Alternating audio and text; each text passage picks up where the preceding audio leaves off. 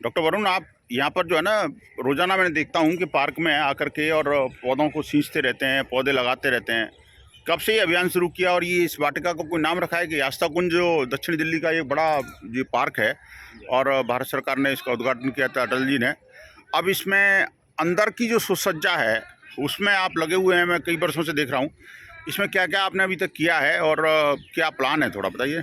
भाई साहब, ये लगभग 2 साल पहले हमने अभियान शुरू किया था। हम्म। ये बिल्कुल खाली एक पैच पड़ा हुआ था यहाँ पे। अच्छा। और यहाँ पे हमें लगा कि यहाँ अच्छे पौधे होने चाहिए, तो एक मिश्रित पौधों की वाटिका बनाने का हम लोगों ने प्लान किया। सब जो भी आसपास के हमारे बंधु मित्र हैं, सब ने मिलजुल के यहाँ पे पौधे लगाने शुरू किए भाई साहब। जैसे ये आप देखेंगे, यहाँ पे बेल का पौधा है। अच्छा, ये बेल को बेलपत्र जिसे कहते हैं, पौधा है भाई साहब। ठीक है। और ये वट वृक्ष है जी, ये वट वृक्ष है। वाह। उद्देश्य है कि ऐसे पौधे लगें जो एक मिश्रित हो और जो हर प्रकार के जीव जगत को सपोर्ट कर सकें। धार्मिक उनकी महत्व भी हो। वट की महत्व सबको पता ही है, बेलपत्र का महत्व सबको पता है। अच्छा, हमने नीम लगाए भाई साहब, हमने यहाँ पे सेमल के वृक्ष लगाए, जामुन लगाए भाई साहब। ये भी बड़े बड़े वृक्ष ये आपने लगाए क्या, ये वाले? जी भाई साहब, ये वाला। अच्छा। जी भाई साहब। और ये क्या है जी, ये इसको क्या बोलते हैं? जी भाई साहब, ये हमने ये जामुन वाला है। जामुन का। अच्छा।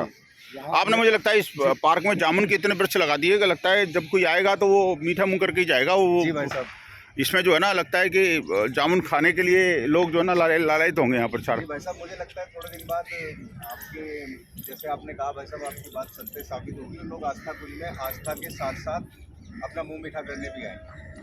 बहुत अच्छा, आपने बहुत अच्छा एक तरह से ये वाटिका बना करके, तो वो भगवान राम जो इस बटी में बैठे, तो क्या नाम था उसका?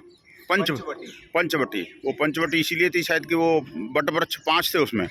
आपने तो जाने कितने 5 का कॉम्बिनेशन बना दिया इसके अंदर। सब भगवान की कृपा से बहुत सारे वट वृक्ष लग चुके हैं, बहुत सारे पीपल लग चुके हैं, जामुन है। और देखिए, आपकी ये इस वाटिका का कुछ नाम भी रखा आपने क्या, इस छोटी सी जगह का? जी भाई साहब, इसका नाम हमने पहलगाम स्मृति जो शहीद थे, अच्छा, उसमें नाम पर रखा था। उनके लिए हमने यहाँ पे इसका पहलगाम स्मृति वाटिका रखा हुआ है। और यहीं से रास्ता इस्कॉन मंदिर के लिए भी जाता है, देखो ये। वाह। ऐसे ही हमने एक वाटिका और बनाई हुई है, वो उसका नाम हमने केशव वाटिका रखा हुआ है। जरा उसको भी दिखाइए, चलिए। यहाँ आपने कुछ और ऐसे भी औषधीय जो प्रकृति के पौधे भी लगाए हैं जी? जी भाई साहब, आंवले का पौधा लगाया है। अच्छा, आंवला भी है। आंवले का पौधा यहाँ पे लगा हुआ है। एक हमने एक वट वृक्ष एक और लगाया हुआ है, आगे की तरफ से देखेंगे आप। अच्छा। और 2 बड़े हमारे आम के पेड़ बड़े हो चुके हैं। ओह, अच्छा।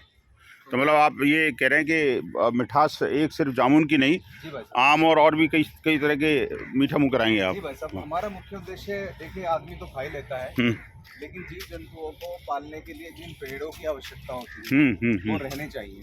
मतलब हम आजकल देखते हैं कि जितनी वाटिकाएं हैं उनमें वैसे ही पौधे लगेंगे जैसे मतलब हम चाहते हैं। जब प्रकृति की इच्छा कुछ और होती है, प्रकृति तो सबको सब प्रकार से सपोर्ट करने वाली है। तो हमें एक उन पक्षियों का भी सोचना है जिन्हें घोंसलों के लिए ऐसे पेड़ों की आवश्यकता है जो घने हों। बहुत अच्छा। हमें उन चींटियों का भी सोचना है, हमें अन्य जीवों का भी सोचना है। तो ये एक सोच रखते हुए भाई साहब इसका निर्माण किया। अब आप इधर देखेंगे भाई साहब, तो ये एक खाली पैच था। अब आप इसमें देखेंगे, इसमें शहतूत है, इसमें बहुत सारे अन्य वृक्ष लगे हुए हैं कई प्रजाति के। वाह। इसमें पीपल लगे हुए हैं भाई साहब। और ये हमने पिछली जो हमारी बरसात थी उसमें तब लगाए थे, और उसके बाद भीषण गर्मी में भी मैंने, मेरे साथियों ने। कौन सा शहतूत का कौन सा पौधा है जिसमें? भाई साहब, शहतूत का वो पौधा देखिए आप। अच्छा, ये शहतूत का है। ये शहतूत का है भाई साहब। वाह। मतलब इमली भी है, शहतूत भी है, जामुन भी है, आम भी है, बेलपत्र भी है। ये शहतूत है।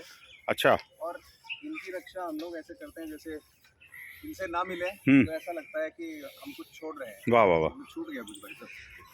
और मैं तो देखता हूँ आप अपने बच्चों को भी साथ में लेके आते हो उनको।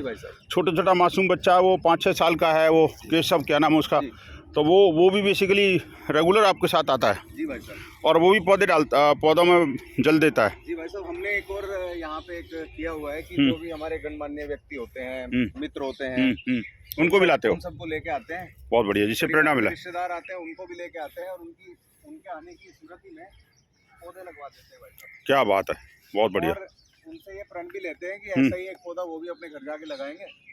अभी आप बता रहे थे कोई संघ का संचालक है जो कह रहा था कि मैं 9 दिन तक नवरात्रों में एक एक पौधा लगाऊंगा। जी भाई साहब। क्या नाम है उनका? क्या उनका नाम है हमारे अरुण सैनी जी। अच्छा। उन्होंने ये व्रत लिया है कि वो 9 दिन तक पौधे लगाएंगे और उन्होंने मतलब 9 बड़े-बड़े अच्छे पौधे लगाने का संकल्प लिया जो चले।